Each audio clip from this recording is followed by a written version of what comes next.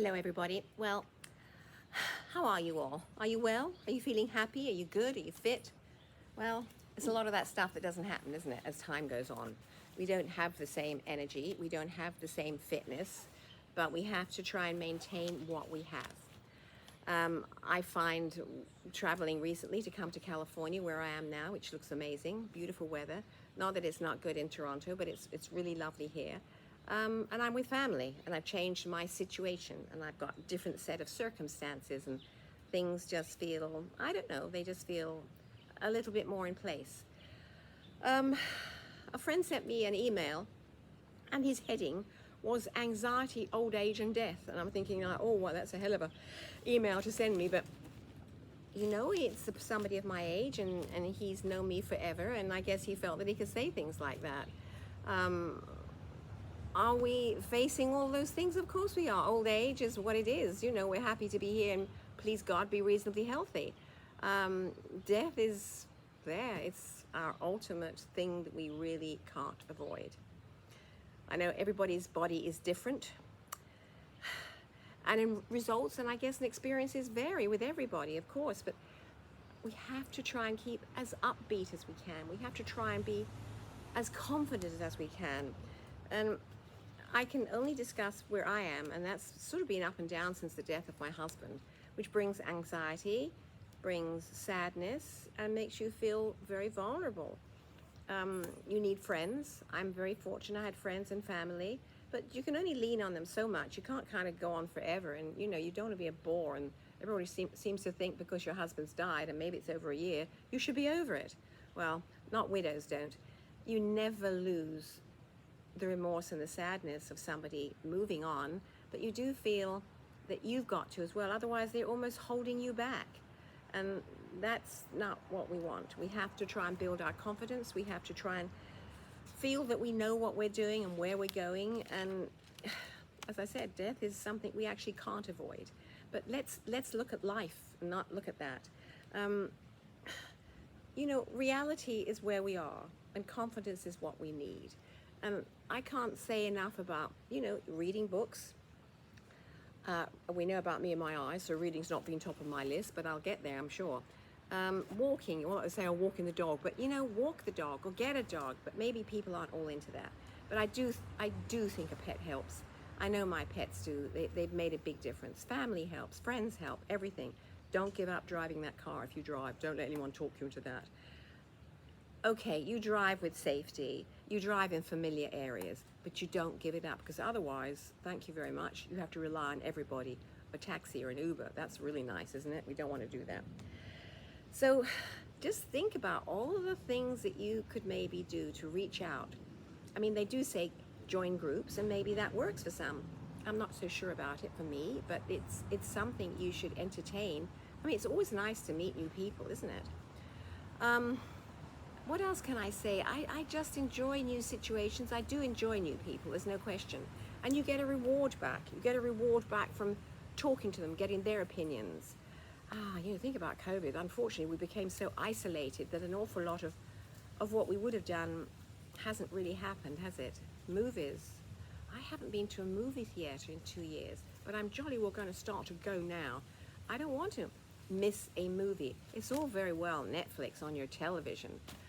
Or whatever. It's just not the same experience. We know that. It's all something we need to feel that you get totally absorbed in a movie, in a movie house. You don't get absorbed in a television screen. I don't anyway.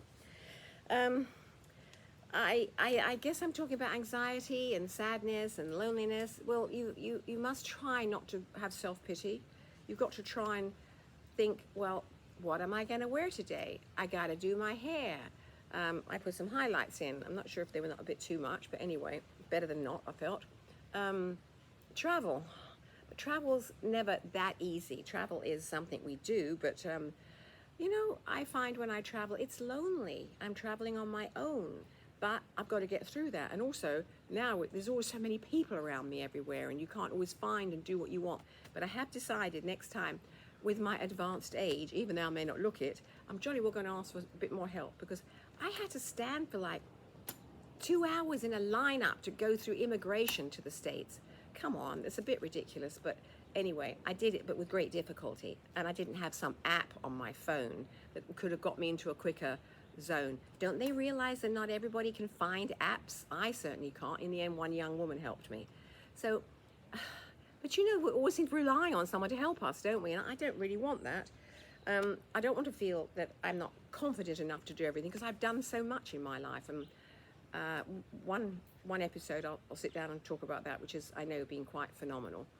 I do a lot of charity work, and I still do it, but I did much more in the past.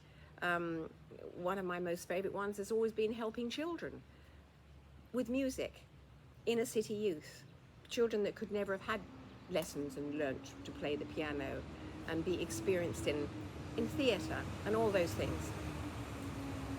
So what am I saying? I'm saying get out there, do things, avoid feelings of self-pity, move yourself, get energized, don't sit too much, that's fatal, sitting. There's nothing like sunshine, I know that, and when you live in a colder climate, that can be pretty lowering, I find. But, you know, do what you enjoy, or find things that you do enjoy. I don't know about yoga retreats, because then that would be isolated, wouldn't it? I was talking to a lady who was going on one. I'm thinking, I'm not sure about that. You want to be with people. If you do an exercise class, then do it with people, but you don't want to wear yourself out doing exercise. Just make sure it's to your level. So accept that there's been a shift. Accept that as you get older, and people kind of accommodate you differently. They don't always listen to everything you say because you're older. You've gone into a different zone. That's the trouble. But we don't care about that, you know? What we have to say is interesting. We've got a lot of experience. And grandchildren are generally, my little grandchildren are very interested in the fact that Nana didn't really have a TV, or if she did, it was black and white. And there were only 3 channels, and the phone was on top of the fridge. You know, they got cell phones, they got this, they got that, they got they got everything in front of them. They have no comprehension of life as it was for us. So talking to grandchildren and avoiding things that reduce us to feeling sad, because I don't think our actual children want it, but grandchildren love to talk to grandmothers or grandfathers. I know they loved my husband. They loved his little stories he'd tell them. I don't know what they actually were, but I don't know. Talking to my grandchildren is different. Stories. My youth was so different. Things I did is not like how they live today. I mean, they got watches with tells the time and where they are and this and that. My God, did I have a watch? I don't think we ever had watches, did we? Or if we did, we were very lucky. But time was different. Time wasn't so necessary or so kind of like vital to everything we did. We got to be here, we got to be there. You went to the bus stop and waited for someone, didn't you? You know, I'm going to be there at 5 o'clock. It didn't matter if they were late or if they were early. It was how life was. But life's not like that now. The shift has been extraordinary. The speed of everything we do. Anyway, I won't go on more about that at the moment. Just kind of keep optimistic, keep strong, because what lies ahead is not necessarily always bad. We've got to think of good memories. We've got lots of those. And I know they can make us a bit melancholy sometimes, but let's just steam on, right? So once again, it's Christina, and anything you want to talk to me about, I'm happy to reply to. I've even found some friends that I knew so many years ago, which is kind of weird. But anyway, I think of you, and I think of people. And bye for now.